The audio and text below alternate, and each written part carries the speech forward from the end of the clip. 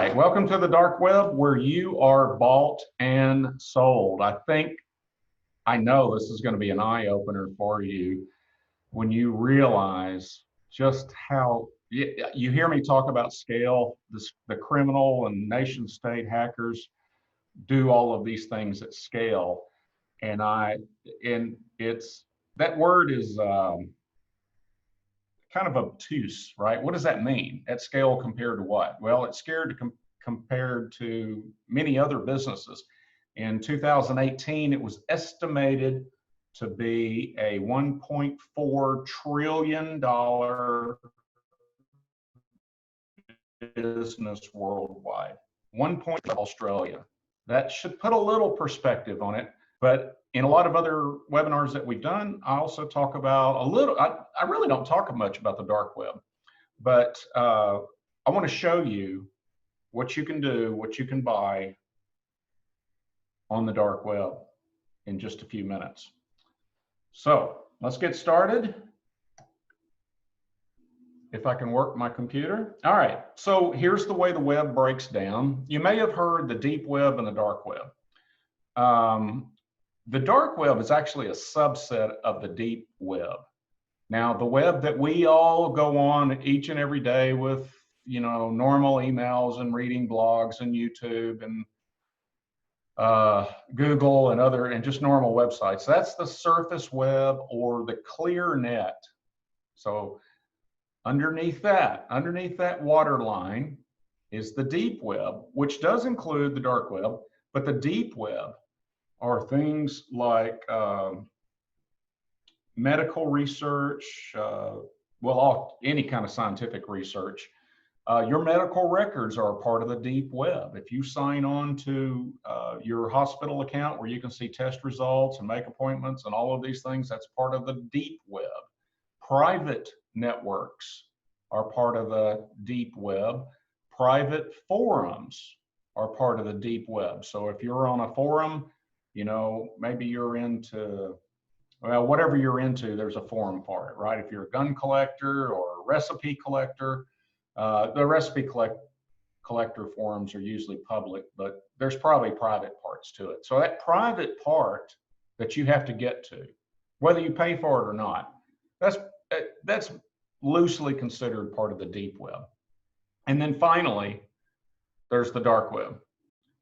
And it's anonymous, mostly, where you can buy and do all sorts of illegal things. Now, it's not only used for illegal things, although a lot of it is, if not most of it. But it's also there for privacy purposes. There's, whistleblowers sometimes use the dark web to communicate with journalists, to get something that needs to be known. And they want to remain anonymous, so they use dark web or dark web tactics to make sure they stay private and nobody can identify who they are.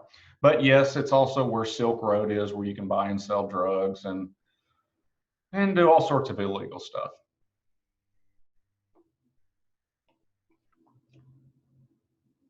So here's some the dark web and the myths that go along with it. In the United States, it is not illegal to access the dark web. In fact, the dark web, so to speak, using Tor, which is the onion router, that's the web browser you use to remain anonymous on the dark web. It started out funded by, I think it's in the next slide. Hang on to that. Another myth about it is you are completely anonymous on the dark web. Now, there's some research that indicates that's not true, but there's things that you can add to your privacy toolkit that you can layer on top of the Tor or the dark web access browser that does increase the likelihood that you're totally anonymous. And or it would take a substantial amount of computer time very expensive computer time to actually put all these things together. Another myth is the dark web is the hub of cybercrime. Now, that was a little bit of a trick question. It is the place where many hackers go to buy and sell things. However, they communicate on the clear net or on the web above the sea level, the top part, the good part of the web. And almost all of their hacking is done on the clear web because you guys aren't on the dark web. They have to go to the clear web to distribute malware and use all of that stuff to hack into your networks. So yes, the dark web is where they can go and buy and sell things and all of that kind of stuff. But that's not really the hub of the crime itself or the crimes themselves. And as I mentioned earlier, I thought it was 18, but I'm sorry, it's 17, which means that's even worse because it's probably 3 trillion by now or more.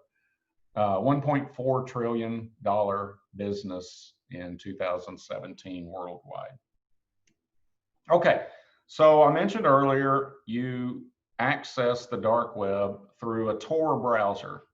And if you want to do it the right way, and this isn't a how-to, this is not a technical discussion of how Tor works, nor is it any guarantee that it's safe to do so for you, okay? So what I'm going to do is explain what it is and go from there. So the Onion router uses encryption and thousands of Tor servers all around the world run by organizations committed to privacy. And the browser splits all the traffic up as it goes across the web and picked up by various Tor servers, and no Tor server can see who you are. And then it reassembles it as it travels through multiple routes all through the internet at the website you're going to. And these websites have a .onion TLD. So instead of .com, it's .onion, right? So that's it in a layman's term, the best I can do. All of the stuff's encrypted as it hits multiple points on the internet, because you remember there's hops on the internet. You may have seen one of our people, pinging Google or seeing how many hops it goes through, and it could be 5, it could be 15, it could be 25. Well, each one of those hops represents another server that, in the case of a normal ping on the ClearNet, that's the way all the traffic's going to go. But on Tor, on the Onion router network, it's only part of the traffic, and it's encrypted. So if you take a snapshot of those packets, you don't see what you need to see. It's encrypted, and if you crack that, you've only got a small piece of the puzzle of what I'm trying to do or a criminal would try to do on the dark web. So as I started to say earlier, it was originally developed by US Naval Research Lab. And then for a few years, it was funded by the US government and DARPA, or through DARPA. And it's a little fuzzy in here. I think the government funded it up until like 2014, and I think they tapered off.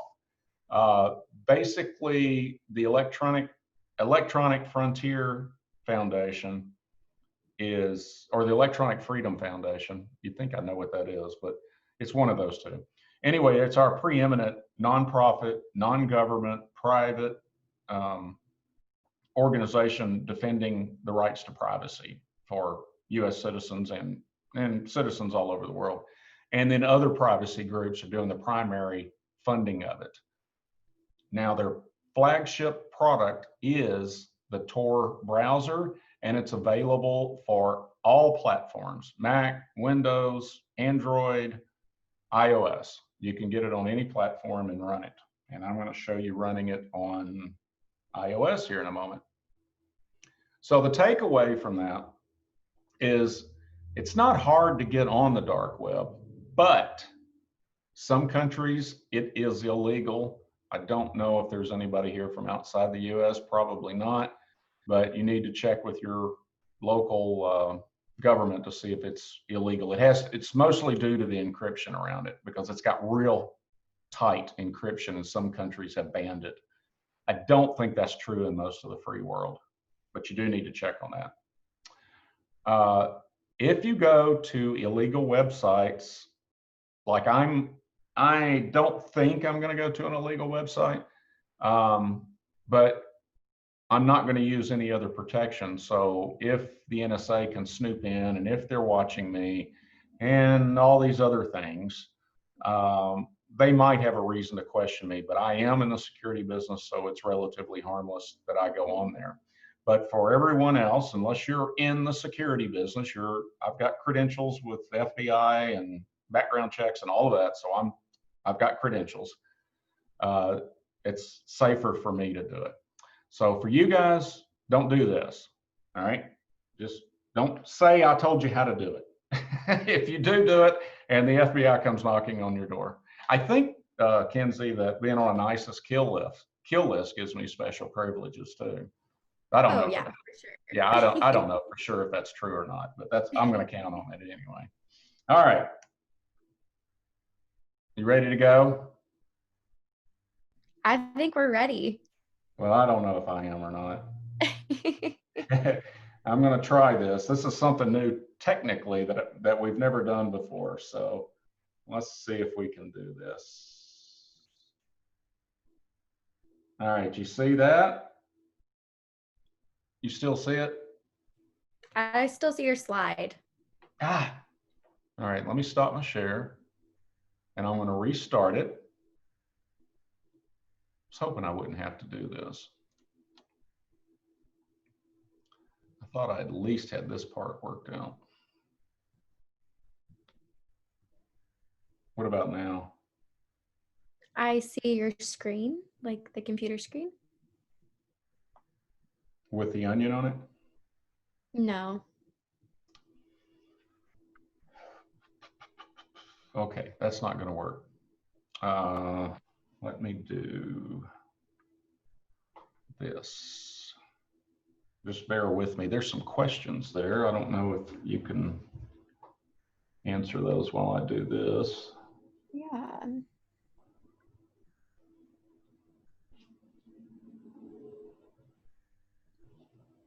Or a question. Yeah, it says, I know that the dark web will protect our privacy, but if I am on the dark web and it turns out that my privacy is not maintained, how should I do? Don't go to the dark web. That's it. I mean, unless you're doing stuff legal. If you're doing legal things, go right ahead. But if you're doing something illegal, unless you have the technical skills to understand the risk, because this is it, you know, you don't want to go. The main thing is don't go to criminal sites, and that's another thing I didn't bring up in the slides. The the dark web is used for legal things. Even Facebook has an onion version, so you can get on Facebook anonymously through the Tor browser. But if you want to do it just to be curious, what I'm about to show you will get you there. But just remember, if you click on one of the links I'm about to show you, you are incurring a risk. So the best thing to do is stay. It's like dark alleys in Harlem at 3 in the morning, right? Harlem is a great place. There's families, kids, everything else. There's something like 90 languages spoken in Harlem. But I'm not going to go. I'm not going to go into a dark alley at 3 a.m. in Harlem. You know, and it's not, or downtown even for that matter. Lower East Side. Actually, come to think of it, all of Manhattan.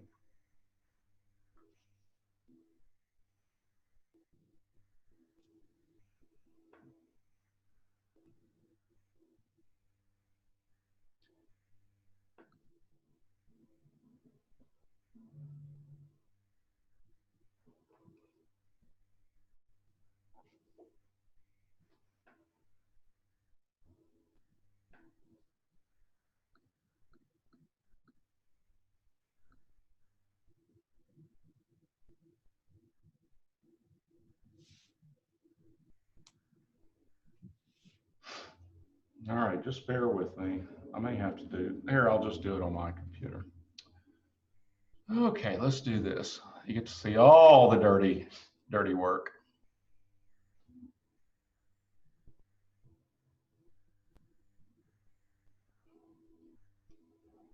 So you should always test everything ahead of time.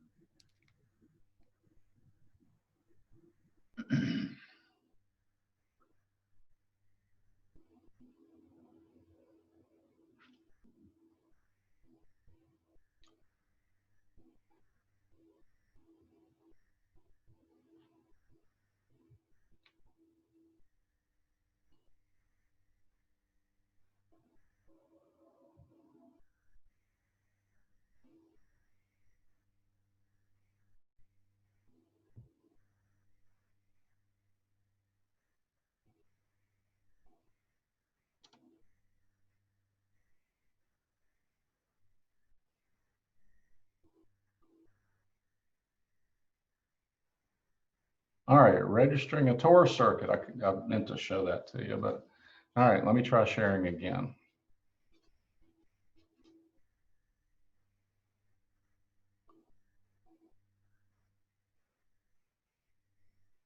This is going to work, I promise. Let me get all these things. Yeah, let me just move it over here.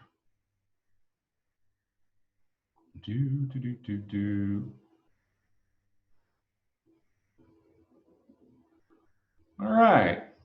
So this is what it looks like. The purple is kind of their color, if you noticed in the logo. And I've got to get my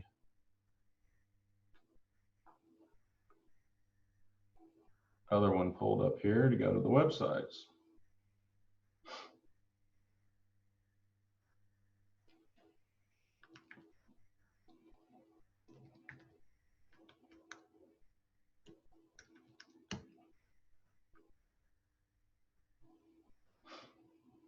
All right, so this is a real common wiki or listing of various websites that do different things. Let me see. Can everybody see that? Just stick it in chat or Q&A where somebody can see it. Make sure everybody, it's big enough for everybody. I might be able to zoom it. Yep. Well, Kinsey can see it. You got a big screen though. Let's see. Let me shrink my share screen down, and that'll help.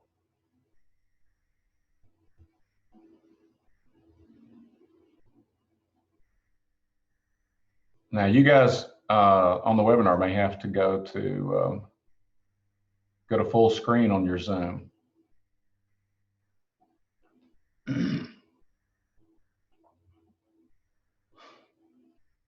So this is some instructions. This is a wiki. So if you've ever used Wikipedia, you know what it is. There's a listing to certain things and all of this kind of stuff. So it starts with DuckDuckGo. It's a private search engine, which I use Start Page myself because Start Page it's not a Google clone, but it uses Google results to present searches anonymously. But DuckDuckGo is not bad if you want to maintain privacy. Here's the Tor project, Tor links, hidden wiki, onion links, and all that, gateway to Freenet, and things like that. Now we're getting into what's for sale. Here's Tor Broker, trade securities anonymously with Bitcoin. Incidentally, Bitcoin and Tor are somewhat related. They both use really serious multiple servers and encryption to do similar things. With the added, Bitcoin's got the added thing of solving the trust no one and exchange money, but Tor doesn't do that. That's a topic for a different discussion. Let me know if you want to hear about it. I can bore you for hours on Bitcoin. Look here, high quality euro replicas. So now we're into the counterfeiting. Here's counterfeit US dollars. PayPal to Bitcoins, double your Bitcoins. These are ways to steal or ways to buy things that let you steal, okay? Here's Project Evil. I don't know what that is. I haven't clicked on that one. I'm thinking toward girls is probably pornography. Here's guns. Stolen, maybe, illegal to own, maybe.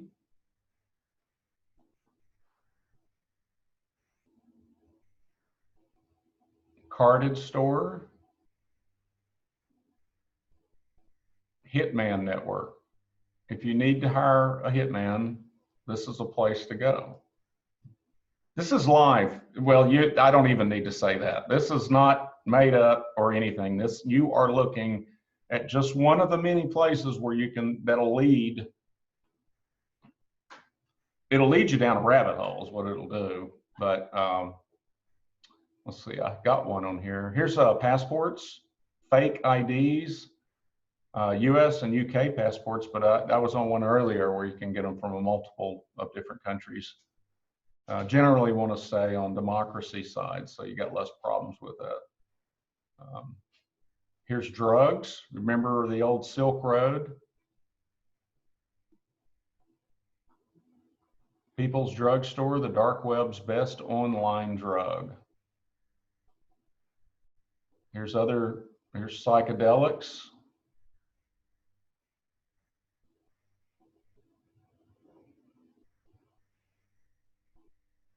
I guess this is a reboot of the Silk Road. There's a bunch of hosting where you can use servers to do various illegal stuff. I'm not sure what Virginia Tech is doing with their steam tunnels. It's probably research efforts.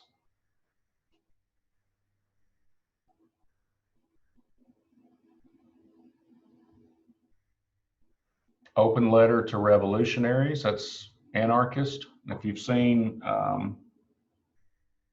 Mr. Robot, the F Society is anarchy in that fictional series.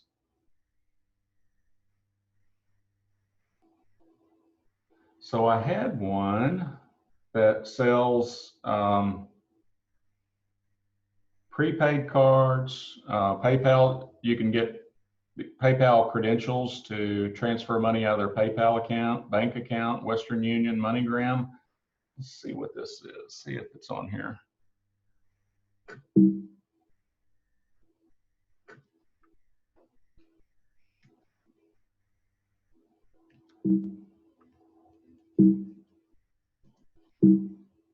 It's not on this list.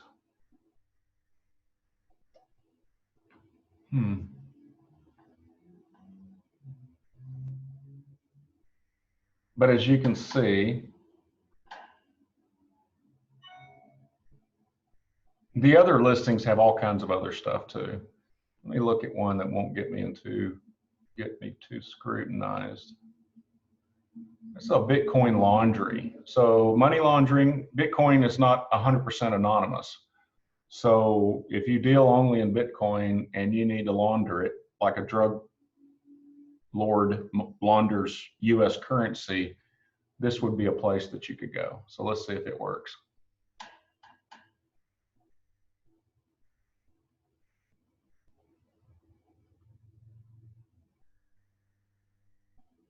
Now the Tor network, because of all the complexity and the encryption and everything, is much slower. It's not practical to use legitimately. And that's why it's taking so long for this website to come up. And it may be a dead link. They go dead because of the nature of it. They're not running these on Amazon servers or Google servers or Apple servers. That's a lot less infrastructure behind them. Yeah, I don't think that one's going to come up. Let's pull up.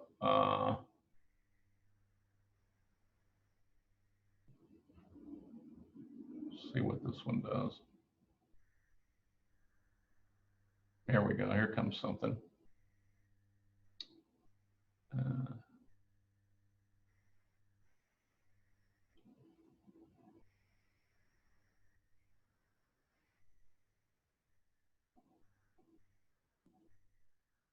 See a lot of elites speak, just like you've seen in the movies.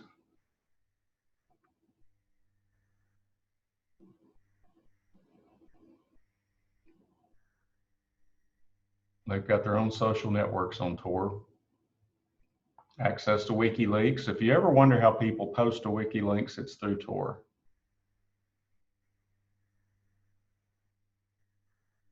Pirated software, music, movies. Here's MySQL Credentials Archive. If any of you have a SQL server, your credentials may be for sale right here. So where are we at on time? Oh, am I way over? Nope, got 2 minutes to go. Okay, one other thing I wanted to show you is, speaking of your credentials being for sale, I'm gonna stop sharing just for a moment.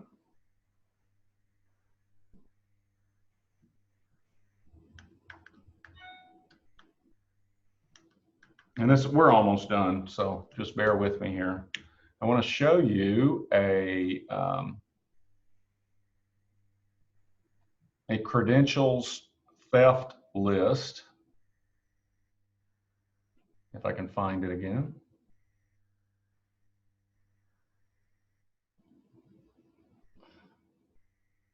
There we go.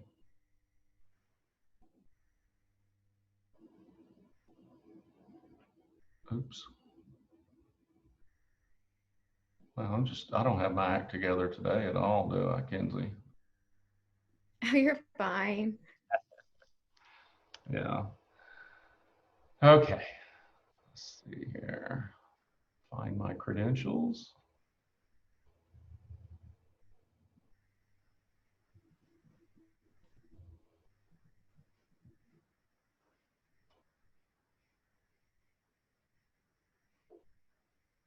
So what we have is a dark web breach assessment that we can do.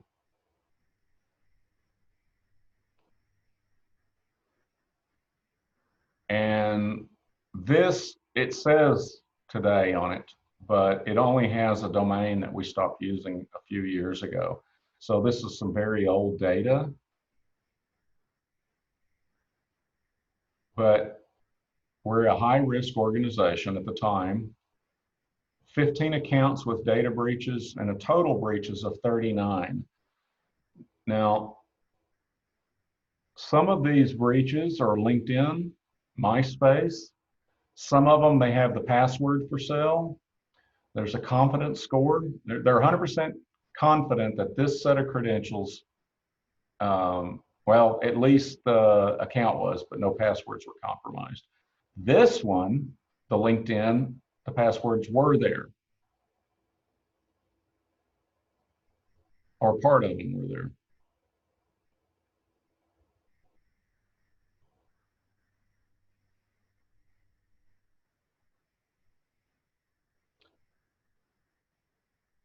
And when you get down to mine, you'll see there's a bunch, because that's an old email in different places where they were hacked and stolen from. So we can run this test for you. All right. So having said that, I guess it's time to open it up for answers. Now we do have a question in the Q&A box from Dave Denfield. And it says, so accessing the dark web is legal. I would assume accessing the websites is not restricted until one starts actively engaging in illegal activity. True? Okay, I'm not a lawyer. I'm not a legal expert in privacy.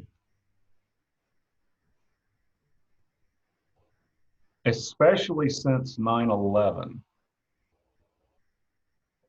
It's very easy to go to jail or to be accused of doing something wrong and have all your property confiscated and your life ruined by just going to some of these sites.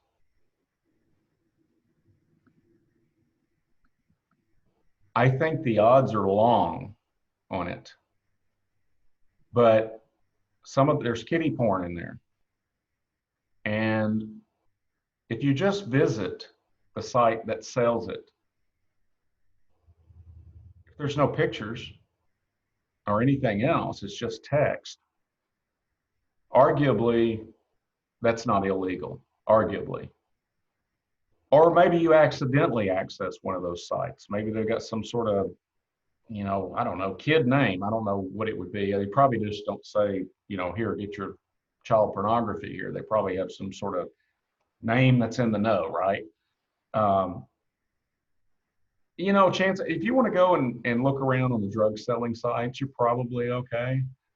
You're going to raise your risk up a little bit if you, go to stealing PayPal credentials and stealing banking credentials, stealing actual live credit cards with known good balances. There's a chance that you might be scrutinized.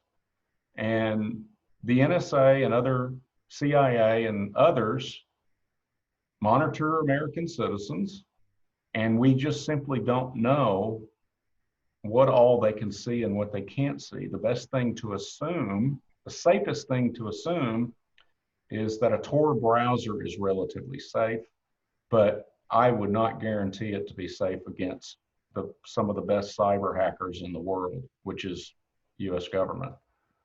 So hope that answers your question. He also just said on there, so you don't recommend looking to see if one's own data is posted there. No, there's a lot of ways you can do that. I wish I knew the name. There's a website you can Google it, but we'll do it for free if you want.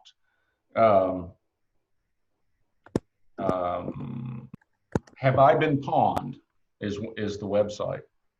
I can't, but you just got to search for it. But if you just send us your email address, we can run it through ours as well. So let me show you that. What you need to do on that is just move all my stuff around here.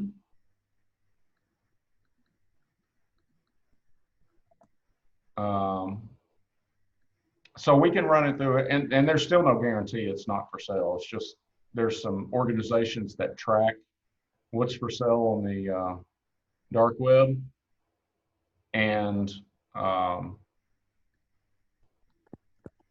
if the password's legible or accessible, what the breach was, things like that. So we can run that for you. You can just send us an email to sales@IronTech Security, and we'll run your email through it and see what we see, and just send that back to you. Or you can do it the other site that I mentioned, Have I Been Pawned, I think is what it is. We also have 30-day trial on our security awareness training that everyone on this call, if you're not already doing it, you need to, and treat it seriously. That is the #1 thing you can do in your organization to improve your security. I think I say this almost every webinar. Over 90% of all breaches, and especially ransomware, which is your #1 threat, only work through someone inside the building or on the network opening something they shouldn't. And the only way to correct that problem is to make your own human sensors on your network. You need human sensors, not just firewalls, not just SIM tools and EDRs and all these other abbreviations that we have for all of our tools, but you need human sensors. When something doesn't look just right, don't do it.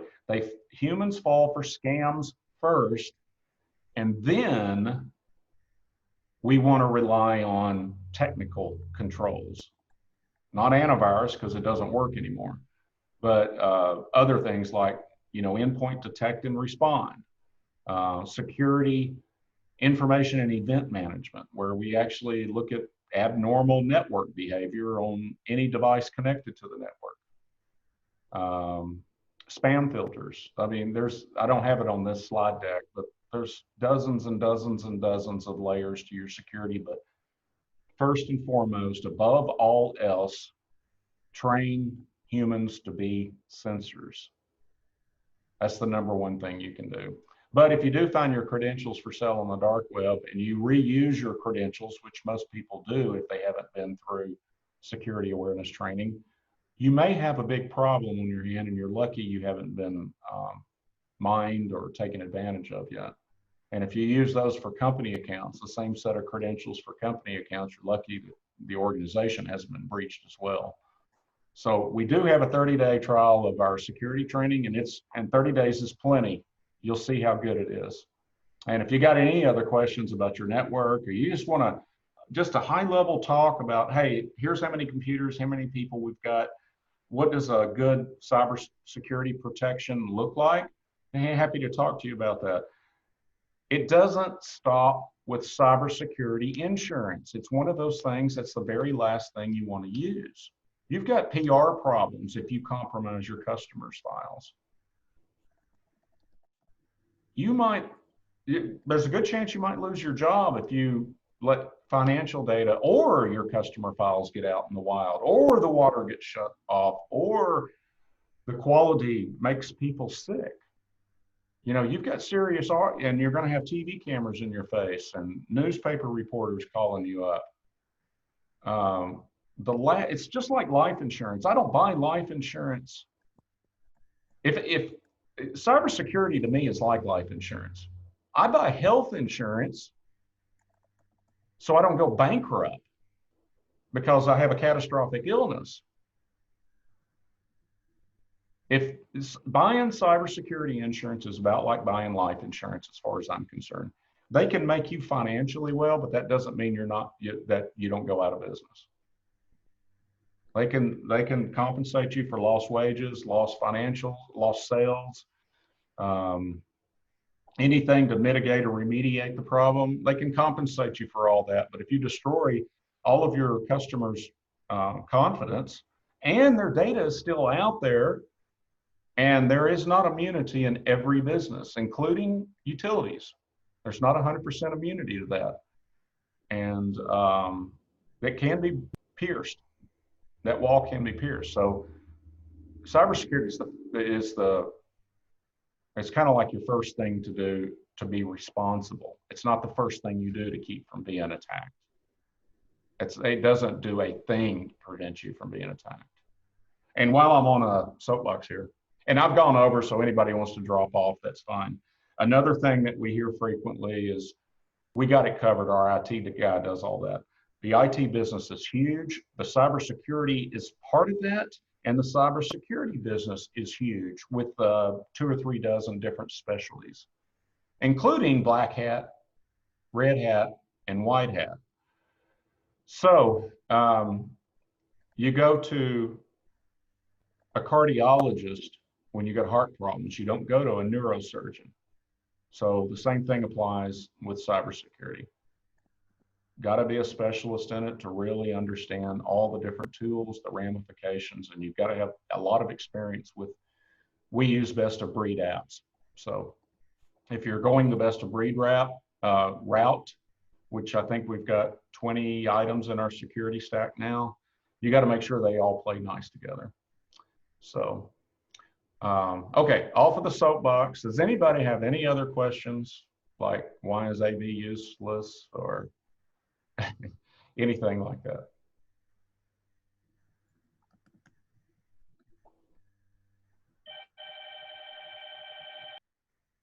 All right, well, I guess that's it. I want to thank everybody for joining us. Sorry about the technical glitches, but it does happen sometimes. At least it wasn't sound quality or something like that. So thanks again for joining us. Next Tuesday, we're doing what? We will be going over conducting the IronTech Symphony. Oh yeah, that's where we orchestrate everything. So that touches right along our security stack and technical controls and such. So anyway, register for next week if you haven't already done so. And if you got any questions, just feel free to reach out. We're always here. Chat on the website, send us an email, anything like that at all. And we'll see you next week on our Deeper Dive series.